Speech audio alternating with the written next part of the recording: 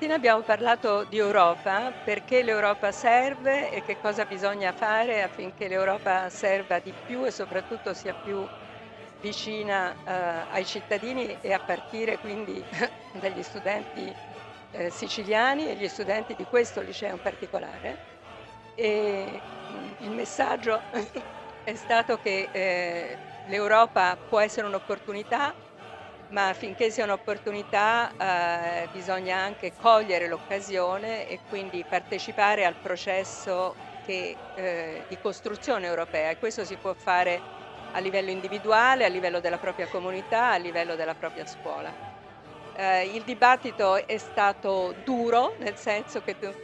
non tutti sono convinti che l'Europa sia un'opportunità, appunto, però è stato molto interessante, ho trovato una grande partecipazione, che dimostra che non solo la Sicilia è una grandissima regione che io amo tantissimo, ma anche che gli studenti del liceo classico sono sempre impegnati, e sono anche molto al corrente di tutto quello che succede nel mondo.